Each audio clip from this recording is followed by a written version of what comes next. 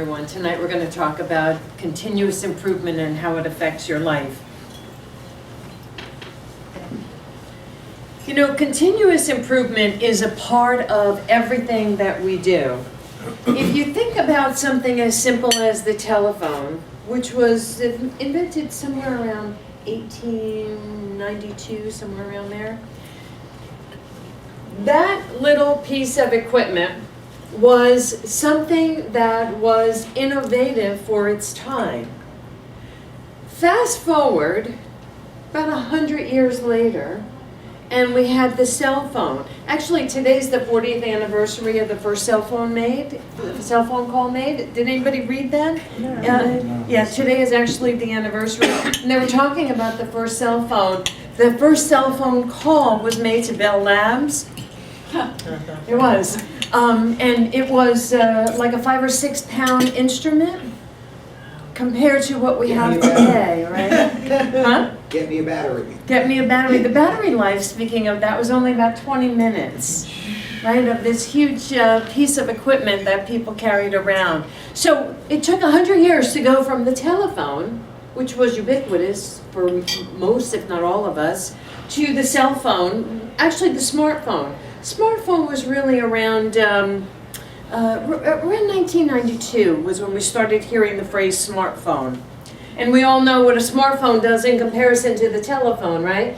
Continual improvement. It is a part of every single thing that we do. It is a part of our lives, much more than we even think about. And when we talk about it in the supply chain, you'll see how much it impacts every single phase of every minute of our life. So fast forward a mere, 40 years, and you think and talk about cloud computing. Cloud computing was really first starting to be used around the year 2000. So we've taken, 100 years to go from the telephone to the cell phone, and we've taken only 40 years to go from that to go to cloud computing. And you know, if you talk about anything, you can talk about the speed of change with the telephone. You can talk about the speed of change with the supply chain. If you think about hieroglyphics on a wall, and you think about how long it took to move from that, to move to books and printed word, and from that to data warehousing, the time of change is accelerated for each and every one of us in every aspect of our lives. Gotta kind of get the sync down here. So here I want you to take a moment to read this. When asked, would you rather work for change or just complain about it? 81% of respondents replied, do I have to pick? This is really hard. When you're talking about continual improvement, you're talking about change, and when you're talking about change, you're talking about a hard road to hoe. Change is not easy. Change is not easy sometimes for us. Sometimes we welcome it. If it's easy for us, it might not be easy for the person we're working alongside of. Or it might not be easy for the team or for the company. But change is really at the heart of continual improvement. Here are the 4 C's of continual improvement. Communication, continuous learning, collaboration, and coaching. The heart of what it is to be a continual learner. So despite what you think, the greatest problem with communication, the first C of continual learning, is the illusion that it's been accomplished. You know, communication, I've been studying communication for a long time now, and communication is the one thing that is the foundation for all of change, all of continual learning, continual improvement. Communication is at the heart of what needs to be done, and not everyone is very good at doing that. The better you are at communicating, the better you are at handling continual improvement. You know, I'm going to talk a little bit about Starbucks. We all are familiar with Starbucks. Around 1992, somewhere in that area, Starbucks took a look at their supply chain, And you can imagine a company the size of Starbucks. They serve 51 million customers a day. They're in 51 different countries. They have just as many products and services. Their supply chain, when they looked at it, was totally inefficient. They had a new CEO come in and began working on that supply chain. And I'll talk a little bit more about it. But he took on the project of improving the supply chain, of making it more cost effective and much more customer focused, much more efficient by the basis of change and the people that were communicating those changes throughout different countries, throughout different suppliers, distribution centers. They worked on the entire process to today saving millions of dollars in the process by being willing to handle the change and look at their process. So communication is at the heart of whatever you do, no matter which path you take. And if you're leading a team or you're on a team, part of a team, with a team, talking to a team, whichever way you look at it, it is this communication piece. In order to be a good supply chain manager, you need to understand and utilize good communication skills. That means that you need to be able to clearly and succinctly deliver your message so that other people understand what it is you're saying and doing and talking about. This transferring your ideas, your knowledge, is the communication piece of continually learning. Here are some of the ways that as supply chain managers, you touch and deal with other people.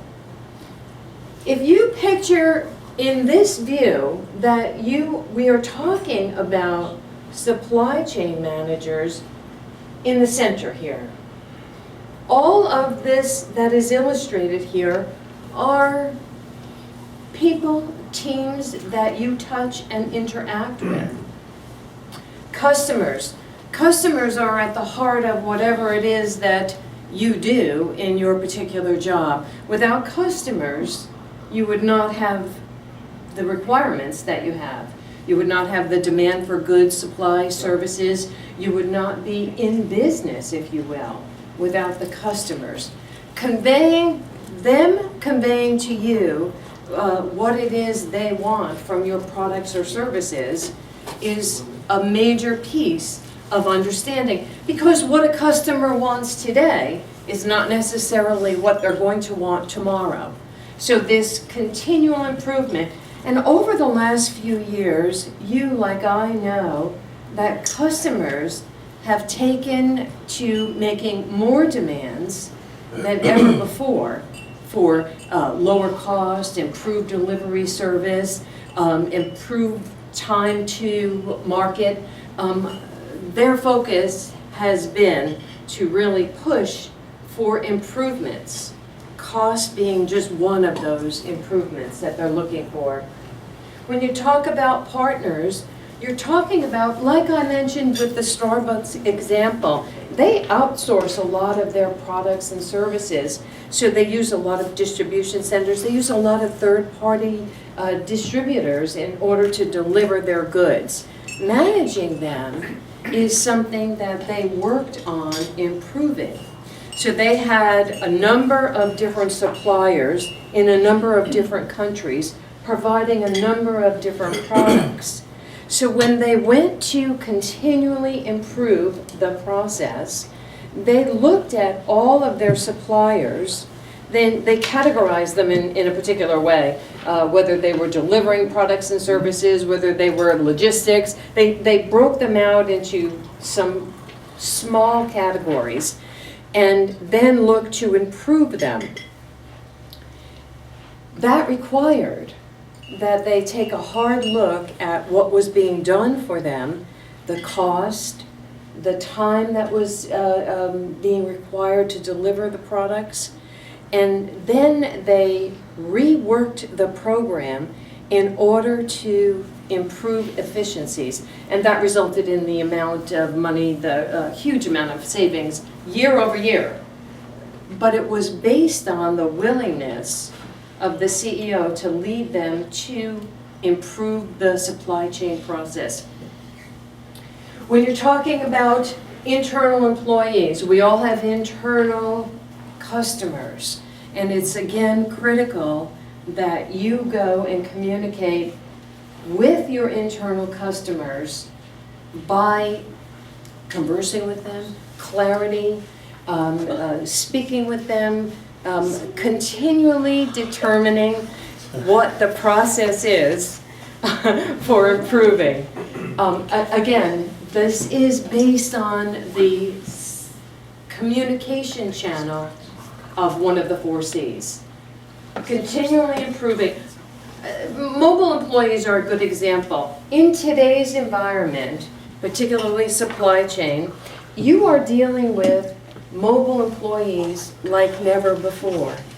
In the supply chain, you may very well be interacting with someone who's in another country, who works virtual. All of those pieces fit together differently. You interact differently, you communicate differently with somebody who's a mobile employee as opposed to somebody who is working side by side with you. You need additional skills in order to be able to do that more efficiently, in order to do that so that you inevitably get the right message at the right time to the right person. Third-party workforce, outsourcing is a part of every single company that I've dealt with in the last few years. You need to interact in a different way with third-party vendors than you do with your peers, than you do with somebody mobile. All of this falls under the umbrella of communication. The better you're at it, the better you are at your job, the more efficient and effective you are. Anybody have anything to add to this picture?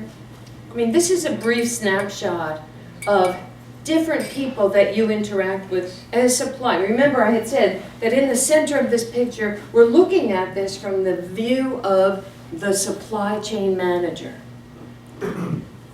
Anybody I missed up here? Anything? Yeah. Maybe the board of directors of the company.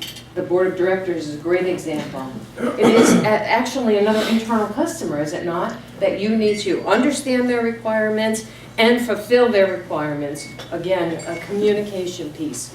In order to be a good supply chain manager, you need good communication skills. That's the bottom line of that particular C.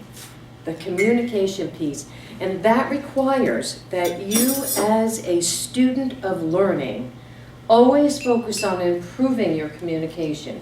Communication is probably the hardest thing that you have to do on your job. It is the #1 skill that managers who lead companies say they need and want. The #1 skill, good communication skills. Anything else? So developing you, I have talked about that. This is one of the C's where you are working on you. You are developing you. Most times on a job, what we call technical skills are highly valued. In fact, they're often more valued than the softer skills. I'm going to talk in a minute about soft skills, but many times on-the-job training requires that you learn the latest software, manage the supply chain in a different fashion than you did yesterday. But the soft skills, the skills you need to manage, are often neglected in the process. Here's a brief snapshot of continual learning, sort of a graphic illustration of what it means to be, of what it means for you to be a continual learner. Let's look at some of these ways and think of this like a web, because actually you, as part of the process, are in a web. You're not a single entity working the supply chain. That's not what happens. This is actually what happens. So continual learning starts with this belief, the belief that you're fulfilling a good job, the belief that you're doing something for a higher power. You might be familiar with Tom's Shoes. Anybody familiar with Tom's Shoes? What they do is they make shoes, and for every pair that they sell, they donate one pair to a third world country. They are huge in the Millennium Circle. And Millennium, you know what I'm talking about, right? These younger generation coming through college now, they're referred to as the Millennial generation. They know Tom's Shoes. They buy Tom's Shoes. They support Tom's Shoes. They like the fact that Tom's Shoes has this higher purpose. They don't just make shoes. Their goal is not just to make shoes. Their goal is to support this higher purpose that they have, to do good for the world. And many companies are starting to focus on that. I believe that there are many people that also have that they do a good job every day, and they infuse that in those that they work with. Not everybody. I have been on jobs where people have not behaved that way. But for most of us, we have this higher purpose. We do good. We have a meaningful message.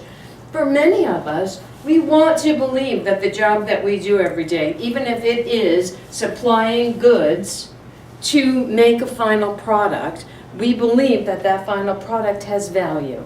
So that's the first web there, the belief. The second one is the mastering. And we master skills. I have been talking just a few minutes ago about mastering the skill of communication. And by the way, most of us think we do it pretty well. And most other people that interact with us think we don't do it very well. And when we're under pressure, we do it even less well than we really want to admit. So this continual improvement here, this mastering, goes way beyond just the technical skills, as I said a bit earlier. We talk about this, the materials, how we learn. They have an illustration here for books. We're talking about the techniques that you use to get your job done. The techniques that you use might be very different than the techniques that you use. How do you integrate that? That is one of the challenges, because this could be a map of an individual and all the pieces that fit together. So we have techniques, the breadth, how far-reaching are the results of what you're doing go. Mastering could be formal education, certificates that you get, your certificates to be certified a project manager. All of that goes into mastering. And developing. Developing is the next web, the web of what we're talking about. This is the learning, the mastering, the enhancing the skills, the using it on the job, integrating what you have mastered into the particular job that you're doing, the people that you touch. And you can see here, it really is, they have mind mapping here, because you know, mind mapping is this process of weaving webs that help you see things in a different way. Nothing fits more in a picture than mind mapping and opening up your mind to different possibilities in the continual learning cycle. When you talk about the last one here, exposure. Exposure is not just your exposure to other people. Your exposure to materials, events. They talk about people that, were exposed to the events of 9/11 and how it altered us. That has become part of what we do, how we think, how we act. For any of us that were in any way involved with that event, it changed us. That exposure to that was something that will be a part of us and how we act. I have a friend of mine who recently said, "Gee, Linda, did you forget I work in Newtown, Connecticut?" And I said, "I did forget." She said it was unbelievable to go to work every day and see the press, see the police, see all of the activities there. She was not unscathed. It was impossible to be in that situation. That's a dramatic illustration of exposure. You are exposed to everyday events. You go to work, you have a manager that you interact with, that you're exposed to. How that manager treats you, what they expect of you, all of that weaves together to do this continual learning cycle. I mean, think about it today. Rice, the coach down at Rutgers basketball, was fired. Think about the people, the athletes that were exposed to him, right? Right or wrong, I'm not even judging the event. I am simply saying, you and I can agree, I hope, that exposure to that kind of management alters you. In this way, I think it probably wasn't good. In other ways, you are with a manager who pulls you along, who helps you learn. You are not the same person today that you were yesterday based on this graphic illustration.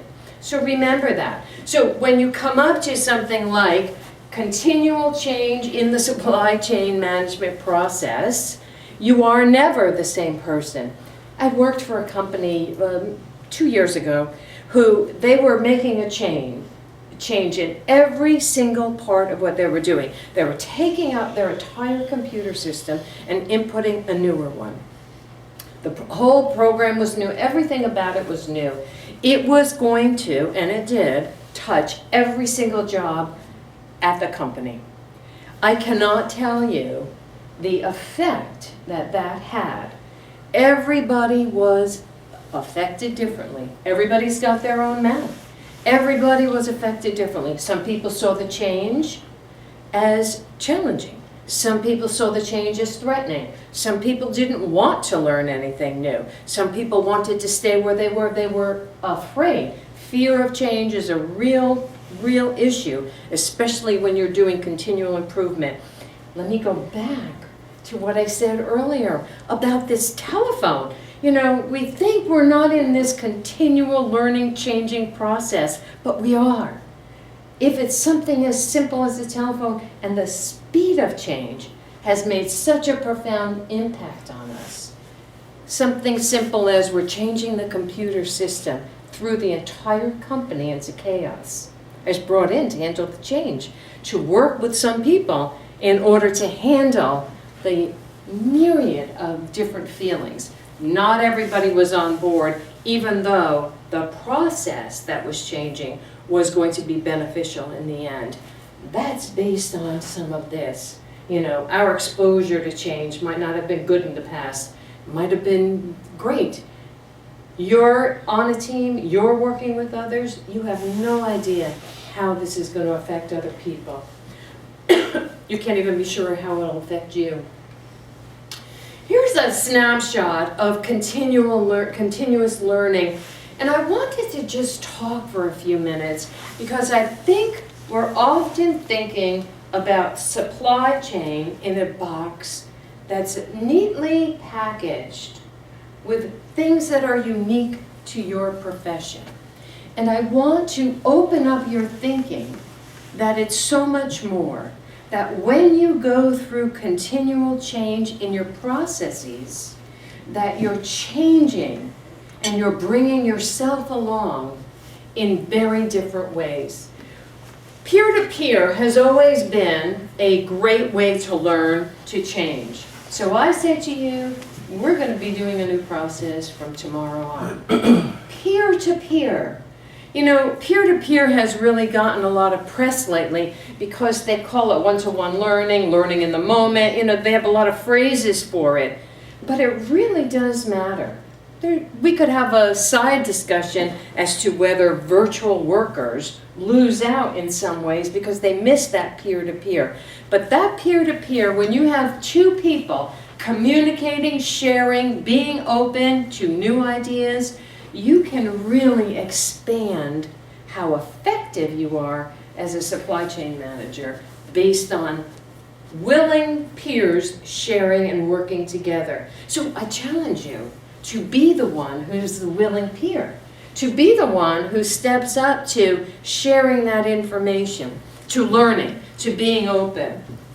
Formal classroom, again, formal classroom has gotten a lot of bad press lately. Too expensive, not effective enough, too time consuming, budget, travel, all of those things. But there's a real place for formal classroom interaction. Some cases I lead workshops, and I know that the richness comes from hearing other people, from other people sharing openly, challenging other people. Websites. Websites is a new tool in this continual learning cycle. Websites are a new tool because we have intranet, we have, we've coined a new verb. We Google people, we Google things. If you're ever with people who have their cell phones with them all the time, and you pose a question, somebody invariably in a second whips out their phone and says, I'll get the answer for you. Instantaneous, that's what websites have done for us. Again, another discussion as it's impacting our ability to really think critically, but websites are a tool that we use to get answers. Websites are a tool that we use to help us learn, by the way. Trial and error. Trial and error is something that doesn't really get a lot of good press.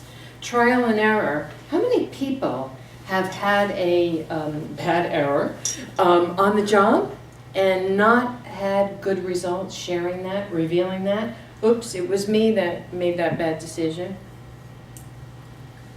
No? Everybody. It's exactly my point. Everybody has had that experience. Trial and error is actually the way we learn. We do something, we put it out there, we say, oop, missed the mark a little, and we redo it. Imagine, you might have heard the story about Steve Jobs. He would charge his team with creating a new prototype for something, well before we had our actual iPhones, by the way, and would consistently just tear that down, not what I wanted, not the functionality, and have them go back to the drawing board and do it again. Imagine if we didn't have that process. I don't think in companies today that we value that process. And I think we don't value it in other people. In many ways, this communication piece, we often shut down that particular channel because we don't want to fail, right? Failure today is not a good thing. We don't want other people leading us down the wrong path. Thomas Edison does come to mind, right? When people said, oh, you've 2,000 ways that it didn't work. And he said, 2,000 mistakes. And he said, no, I found 2,000 ways that didn't work. He was definitely not in this, you made a mistake, oh, shame on you. So think about that the next time. I am actually challenging you to encourage this in yourself. By having the freedom to make those errors, you open up the possibilities of accelerating continuous learning and actually improving the process for change. Conventions, I understand you're having a convention, say no more. Getting together from across the country is a fabulous way to share ideas with people, face-to-face, peer-to-peer, in rooms, in small conversations that you would never have the opportunity before. Networking is one of the key things that you need to be doing in those events, but and not just colluding with people you know, but that's a whole nother talk. Social media is the darling of really the next 10 years.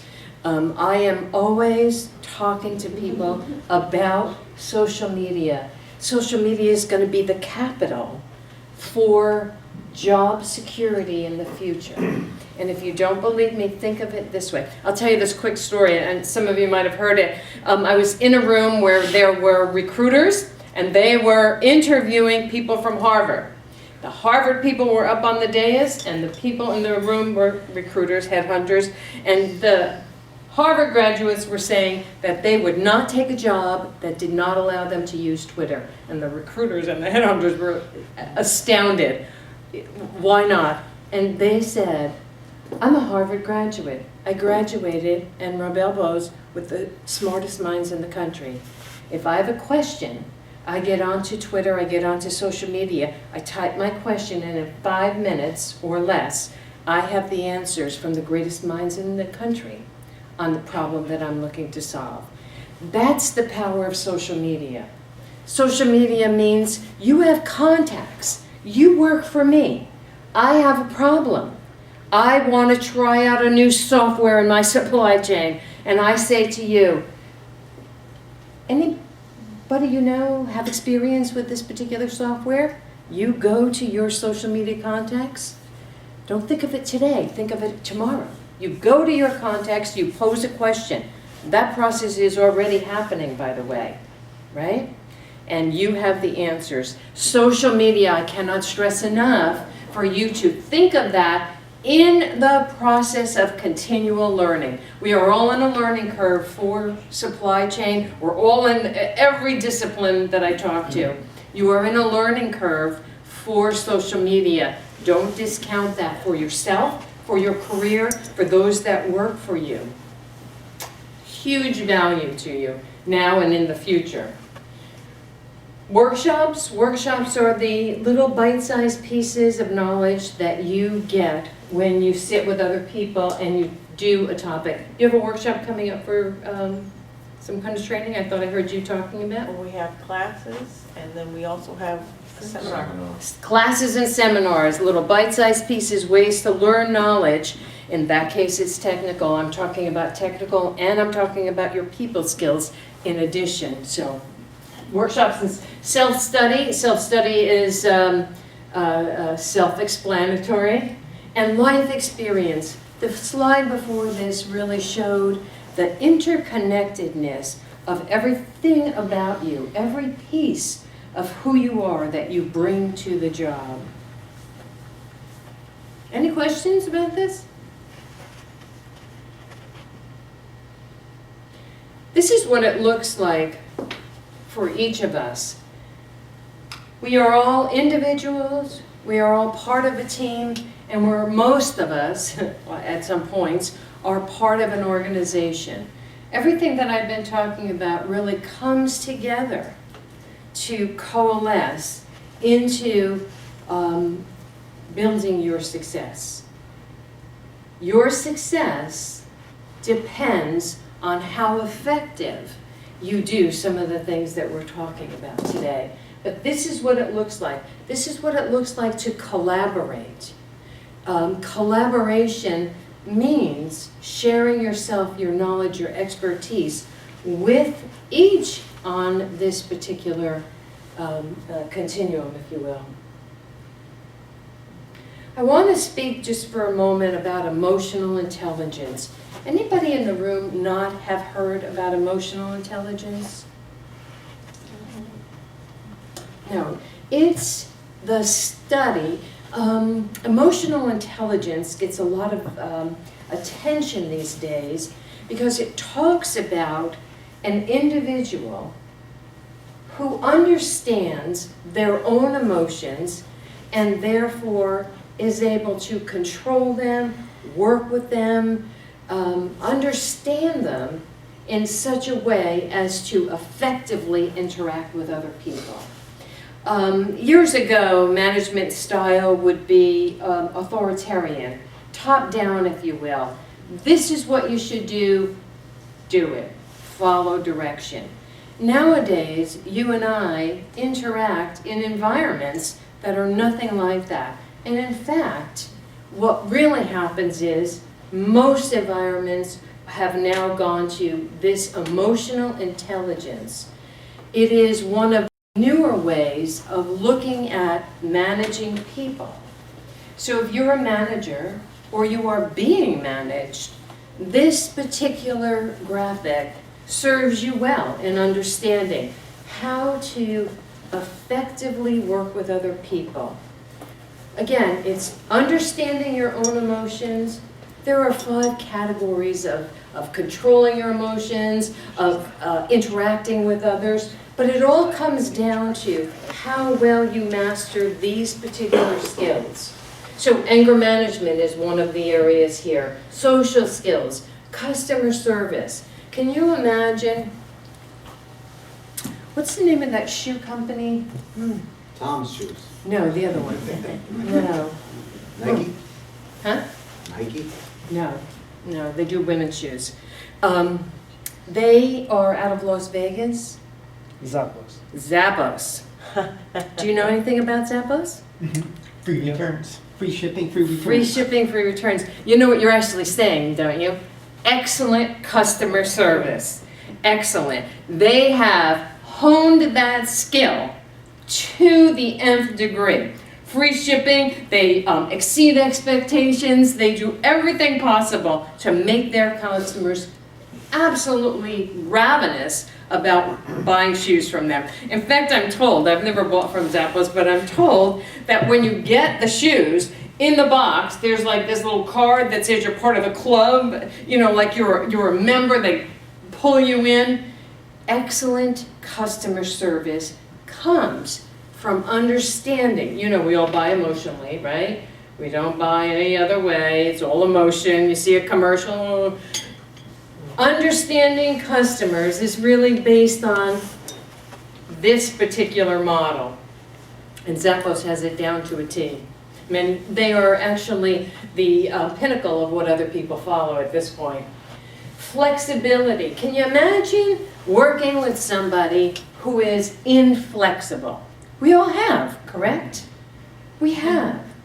The ability to be flexible in the moment is one of the skills of emotional intelligence. So you want a particular employee to move at a particular pace in a particular project. How do you get that done?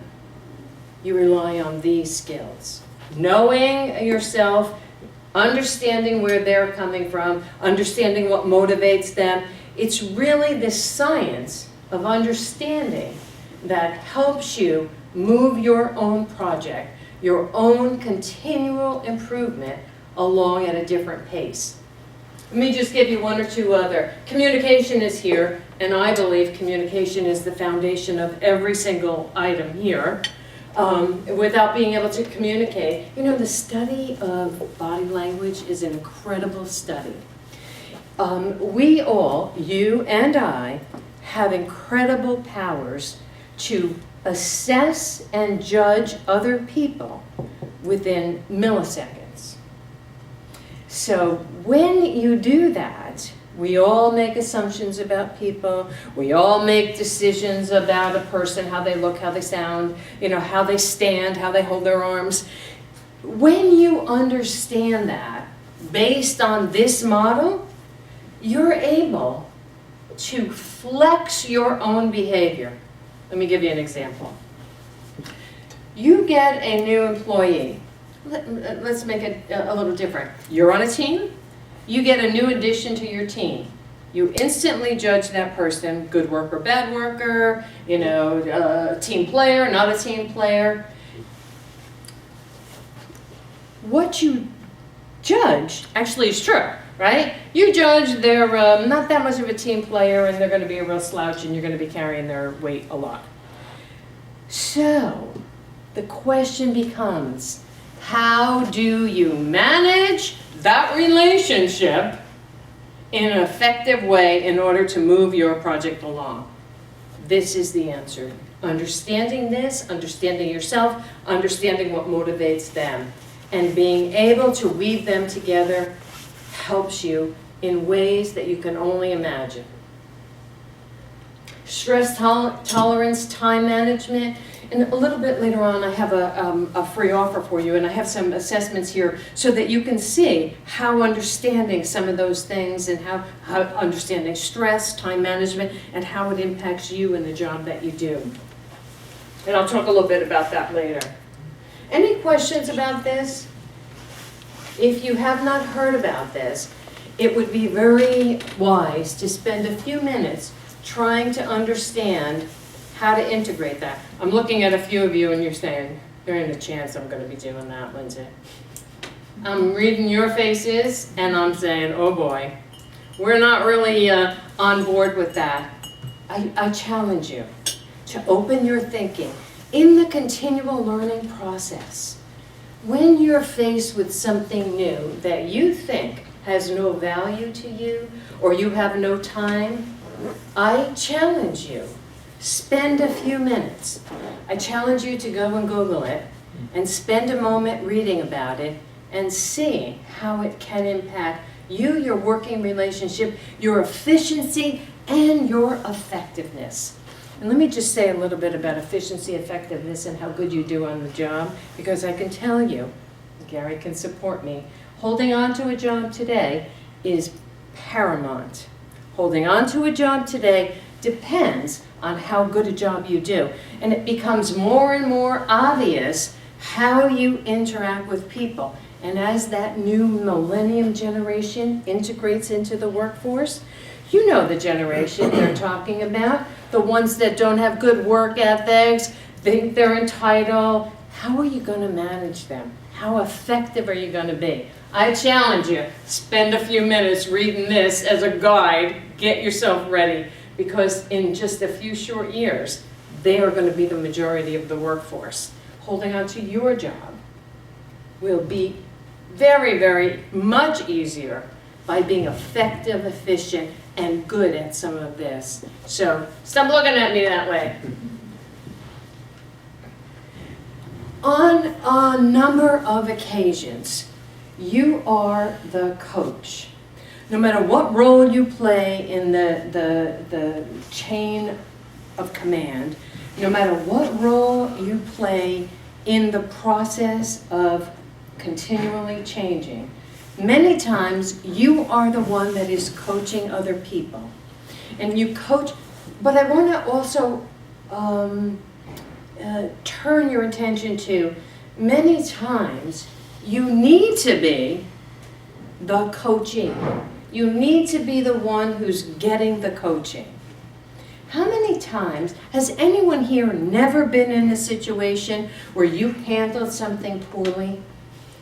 Where it would have been nice if somebody was honest with you and took you aside and said, you know, it might have gone better if you did X, Y, and Z. Imagine the guidance, no judgment, but the guidance, the coaching to do something different, to do something better. That kind of behavior will serve you better, will make you more effective. So think of yourself as the coach many times, where you're taking all of that knowledge, all of the experience. You've been through changes, you've been through continually learning processes before.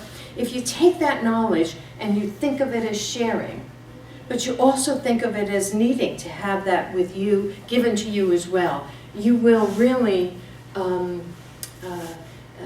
benefit in your career. And some of the things is you do improve, you're the leader, sometimes you inspire other people. You know, you can inspire other people in the simplest of ways.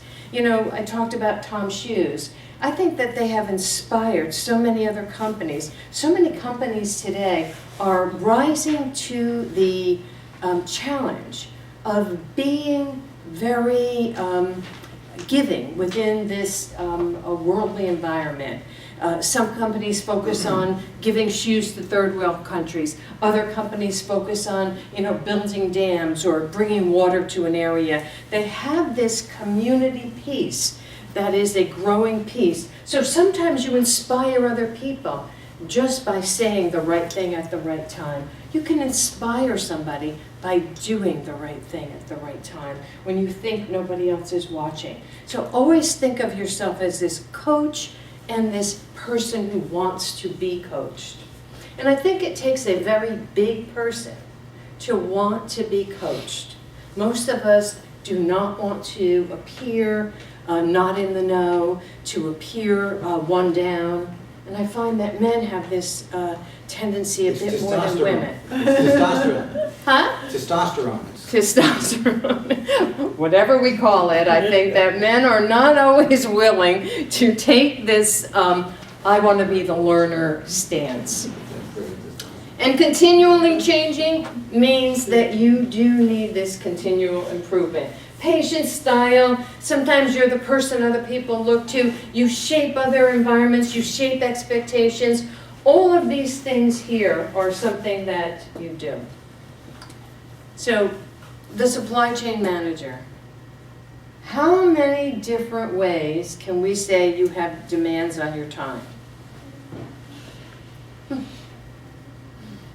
Name one. Name one. She's in pain. She's thinking. Name one. Demand for a supply chain manager, Yeah. Demand on a supply chain manager. demand on his employees, His employees. Or her employees. or her, What else? customers, Customers. Suppliers? Suppliers. Calling you up, making demands, wanting changes, wanting delivery at the right time. Do you have this in stock? What about this? Are you ordering this? When can I expect the product? All of those demands on your time. There is not enough time in the day. We have somebody who can attest to that. Not enough time in the day. You have computer, you have absolutely every moment of your day is taken up with demands. Many of them are different demands than you had yesterday. Being a supply chain manager and communicating your needs is critical. You know, I've been talking a lot about change. And there are a lot of forces that push against change. I said earlier about the company that I work with, they did not want the change, even though they were being enticed. You see, they're enticing this, the manager's holding back the force of resistance with, he's got this little trail of money that he's kind of trying to convince them that's a good reason. Whatever, there is this resistance. You feel it, I feel it, but when you have all those demands on your time, what do you do? How do you manage that in the face of this unrelenting change?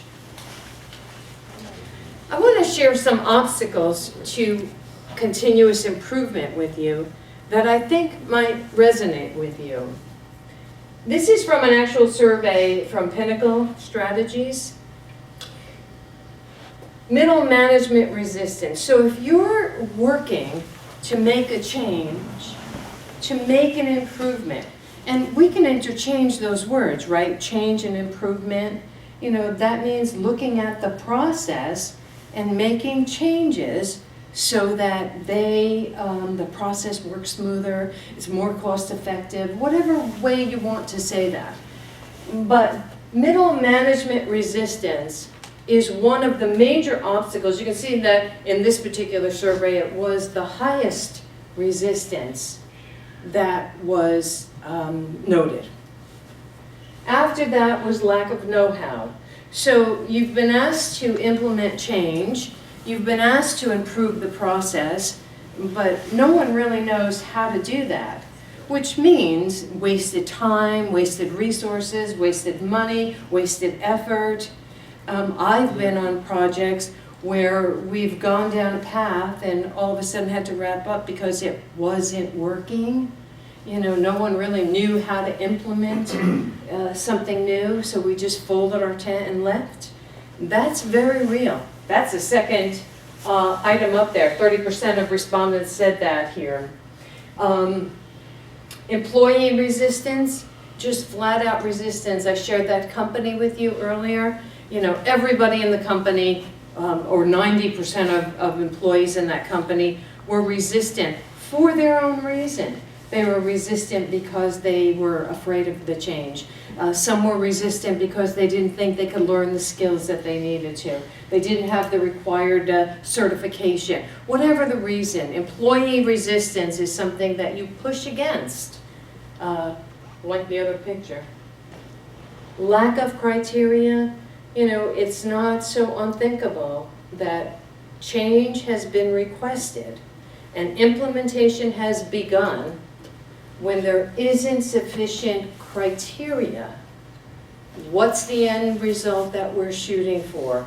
How are we going to get there? Do we have enough resources? No, we don't. How are we going to get them? All the criteria that you need in order to make a successful venture.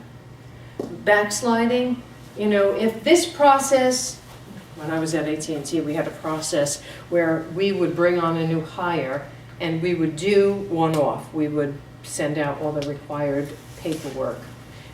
Somebody had the brainchild of integrating that under one roof, not our roof. I can tell you that chaos ensued with that process improvement chain path for about 5 months.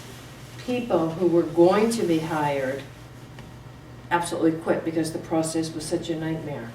When I talk about backsliding, that absolutely comes to mind. We had a process that was working, but the process we were going to was going to be under one roof, more efficient, more cost effective. It took months to get there. Did it eventually? We could debate that. But management deemed that we would do that, and regardless of the backsliding and the errors, we moved forward with that project. That's not an unusual scenario. That happens. That's probably happened to some of you in this room more than once. Unknown, just flat out doesn't work. Flavor of the month, how many times have we had flavor of the month? Anybody not know what I mean? She's a very good answer. Flavor of the month, this month we're going to try that, next month we're going to try this. I was part of the sales force. This month we were going to try to sell this. Everybody would march in that direction. Oop, time out, wasn't working. We turned around and marched in another direction because we were told to. That happens. We refer to that as flavor of the month. Changes that were implemented that weren't necessarily bound for success. Let's just say that. They were just somebody's idea that, oh, let's try this. And the financial value is not recognized. If that is not seen as something that is viable, many people do not have their heart in that.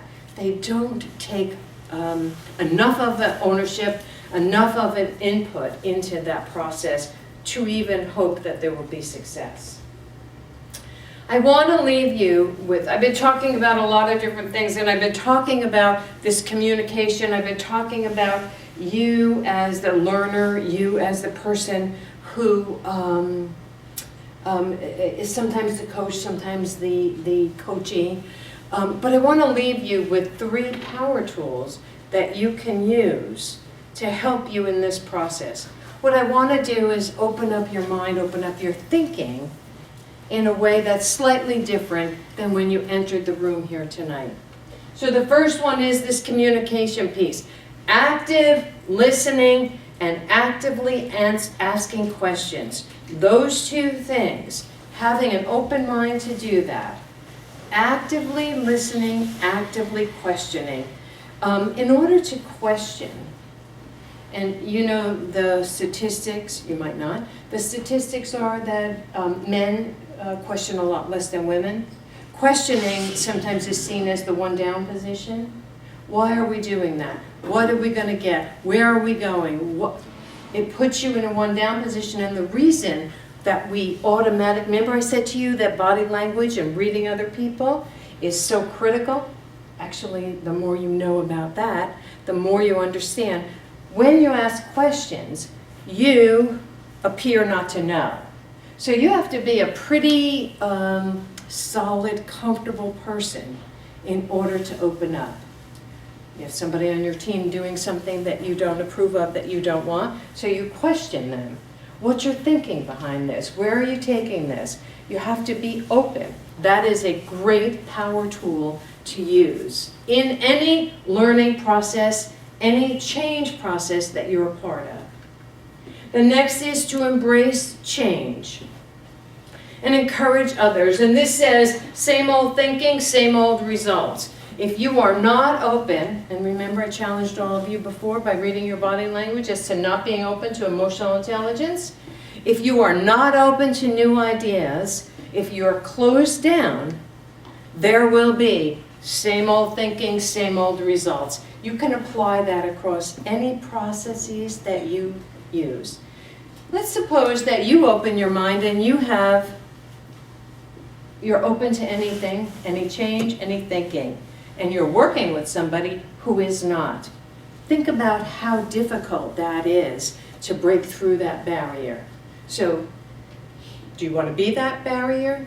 Do you want to break through that barrier with other people? How would you do it? Go back to that emotional intelligence guide. And so the last power tool is to respect different viewpoints. We all come to the table very different. We have different backgrounds, different cultures, different life experience. If I brought up that visual map again, each one of you could list 1,000 different things that makes you uniquely you.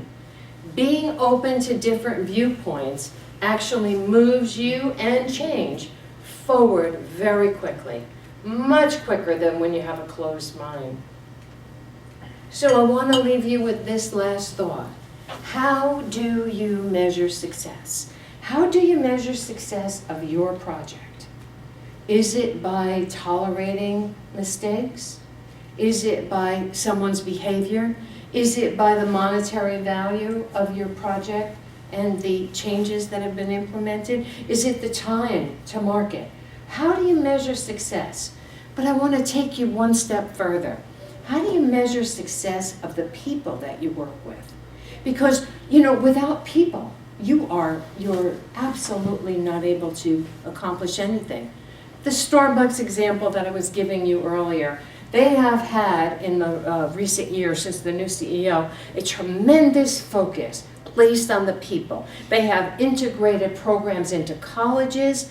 They want supply chain managers who have been schooled in the process. They want to bring in these people. They want to integrate them. They want to have innovative thinking.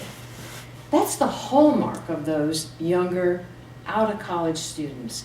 And I speak to so many adults in mid-career, and I challenge you, be innovative. What I'm talking about tonight is not your typical supply chain manager technical process. I'm talking about the people aspect, because without that, if Starbucks is spending millions of man-hours, millions of dollars to bring in the right talent of supply chain managers to keep all those changes they've implemented in place and to keep it improving, what's to say that you can't integrate some of that yourself? But that comes from not the changes they made, but the thinking behind the changes, the openness to allow all of those changes to take place. They changed a lot of suppliers. They evaluated a lot of people in that process. They have hundreds of thousands of people in their supply chain process. Thousands of products, furniture, cups, coffee, all of it was looked at in the supply chain. It was the openness, the innovativeness, and the willing to change that was the guiding focus in all of that. Different viewpoints. I'm doing it this way today. Maybe tomorrow would be a good way to do it differently. How do you measure success for yourself, for your team, for your company, your project, your process? Think about that. Ponder that thought. So I have a special offer for you. The company that I work with has given me an authorization to offer each of you without obligation, I say this each time, many don't believe me, to take an assessment. I have samples of the assessment here. You can take a look at them. I encourage you to take, it is a $300 value, no strings attached. I will give you 30 minutes of coaching to understand that. I offered it to the supply chain managers, the APICS group down in Princeton. Some of them took advantage of it. They loved the opportunity. I have cards here. The only thing I ask is if you're not serious about doing it, please don't take a card, because I have some skin in the game for them. So I offer that to you. What's my part in it? What do I want from it? I simply want you to experience it, and if you can ever refer me into a company, I'm not going to call you to ask you to do that. That would be great, but experiencing it is much different. And it gives you ways to interact with other people. It's called Everything This Workplace, and it teaches you about workplace relationships. So that is my spiel. I thank you for the opportunity to talk, be here to answer any questions. If you want to join my list, I do some workshops. Feel free to sign up, and you can follow me on Twitter.